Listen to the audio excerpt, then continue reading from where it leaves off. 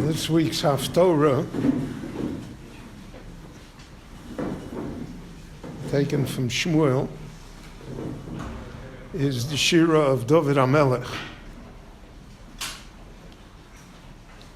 And it naturally follows that we would have haftara about Shira, the Parshas Haazinu,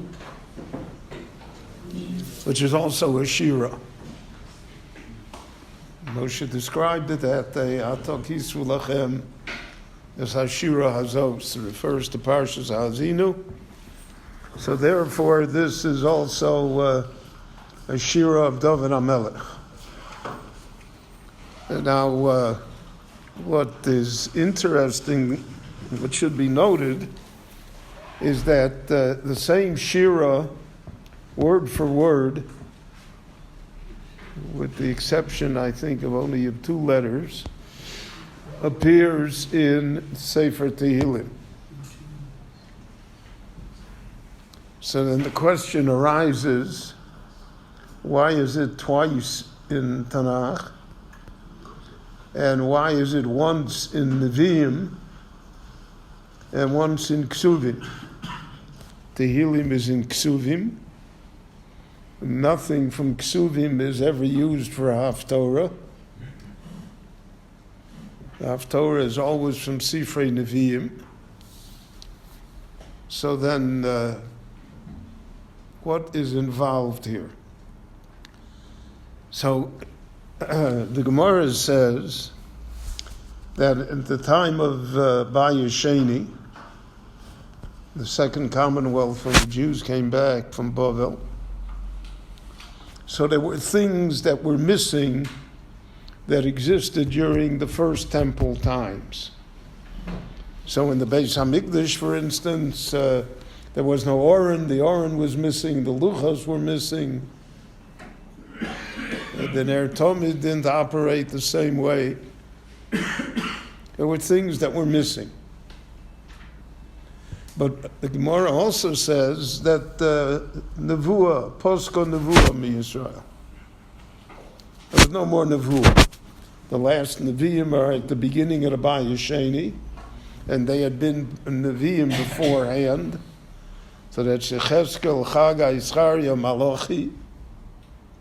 They were the last of the Nevi'im. After them, there's no more Nevuah. But the Gemara says, but Ruach HaKodesh continued. Now, what is Ruach HaKodesh? And what's the difference between Nevuah and Ruach HaKodesh? So, Ruach HaKodesh, we use it in the vernacular as a loose term. You say somebody has Ruach HaKodesh, means that he has the ability to predict carefully what's going to happen. He gives wise advice. He's an inspirational person. So we say he has Ruach HaKodesh. But the Gemara says that not to be taken literally.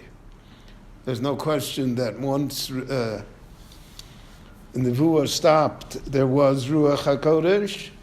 But Ruach HaKodesh in our time is different than Ruach HaKodesh that inspired Ksuvim. Everything that is in Ksuvim is not written b'Nevuah, it's written b'Ruach HaKodesh. And the Rambam defines that for us quite carefully.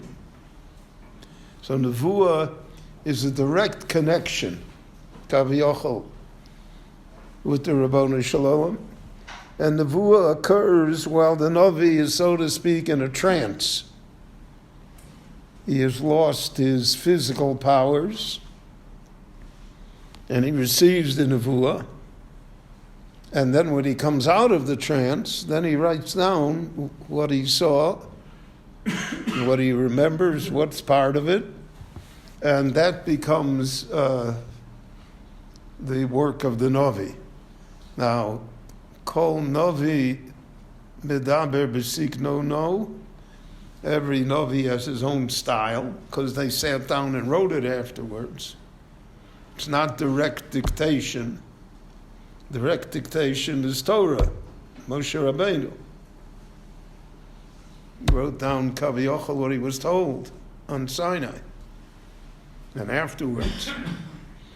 But Nevuah is not that. Nevuah is not direct dictation. It's what the Navi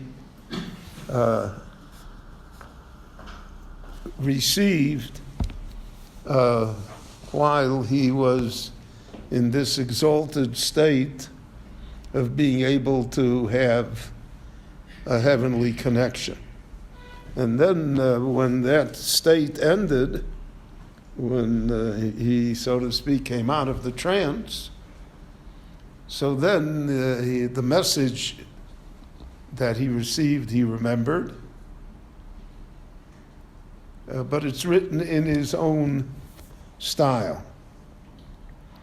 So the question arose, how do we interpret, for instance, in the Nevi'im, where it says, Ko Amar Hashem?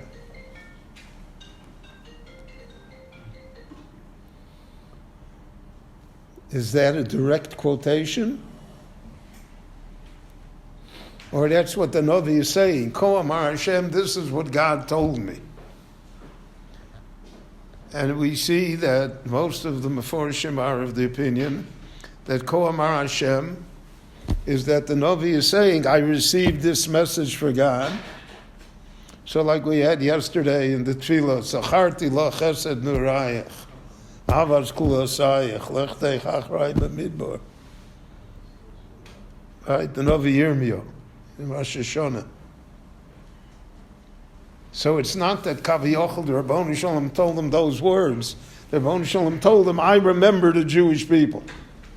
I remember them from the time that they were a Kala. I remember them from the time they went in the Midbar. I never forgot them. I never will forget them. So, Habein Yakir li Ephraim. So that's the same idea, that the Rebbeinu Shalom told them that each of the Jewish people are dear to him. They're never forgotten. So therefore the Navi put it into this form of what he wrote. So Abein Yakir li Ephraim im Yeled Sha'ashuim ki mirei dabri bo zochar eskarenu od al kein homu me'ai loi rachem arachmenu nu Hashem. Okay. So that is Nevuah. And the Gemara says there were thousands of Nevi'im in the time when Nevuah was present. So that's, so to speak, there was an atmosphere of Nevuah. There was an atmosphere that you could connect. So there were schools for those that wanted to become Nevi'im. And that we find in Tanakh, B'nai HaNevi'im. What does B'nai HaNevi'im mean? Not the children of the Nevi'im, but it means the Talmidim. So each of the great Nevi'im had a seminary, a yeshiva, a school, or whatever it was, an institution which promulgated Nevuah. Ksuvim is only Ruach HaKodesh. Ksuvim is the product of human beings. It's inspired by heaven, but it is not at the level of Nevuah. So, for instance, Megillas Esther, which is in Ksuvim, so it says, she said, Kisvu, we write it down. She told the Chachomim to write it down. So they were inspired, so they wrote down the Megillah. And that became part of Ksuvim.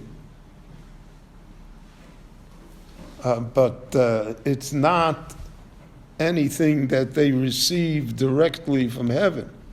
It's a human product inspired by godliness.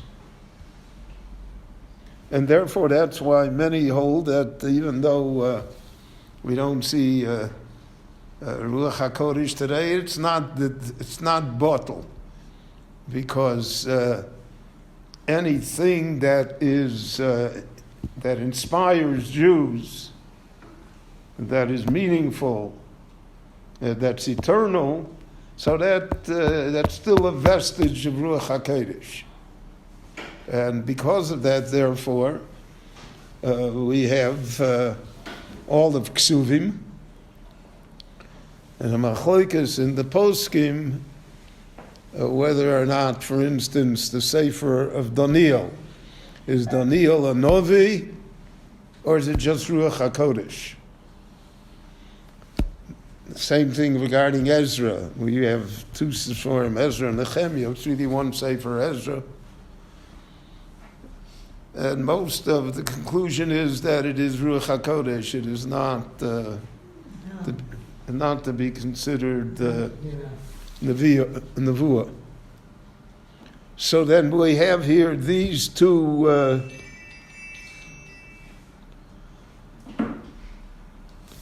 songs of David HaMelech, poems.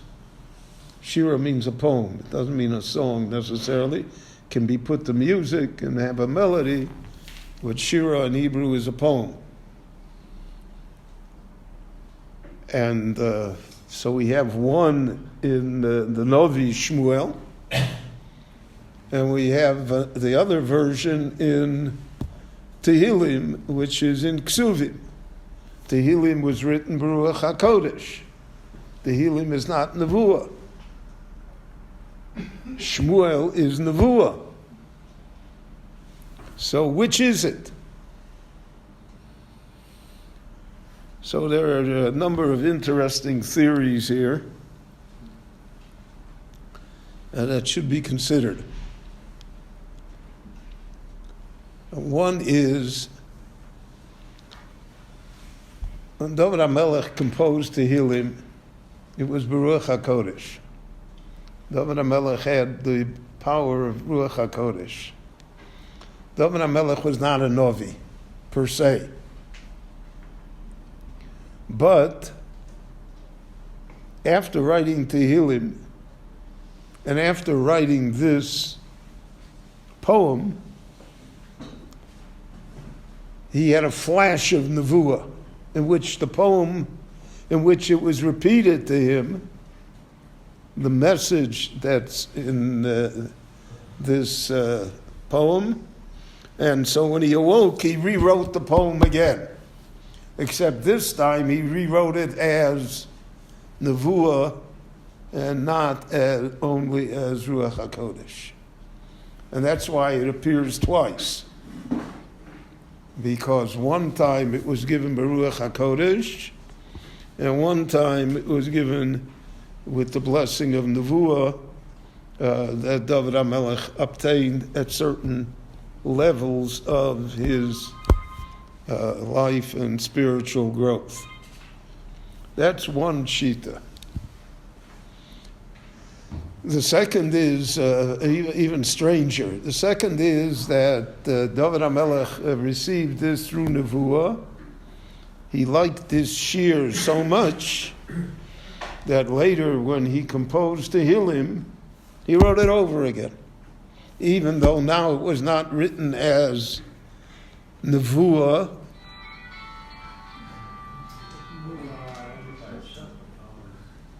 was not written as Nevuah, but he wanted it to appear in the Sefer Tehillim, and therefore he took the liberty of writing it over again.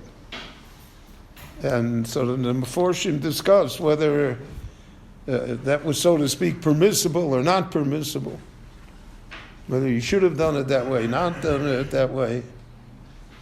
But there are many things in Tehillim that really appear somewhere else. Individual psukim that appear somewhere else, but were somehow incorporated into Ksuvim.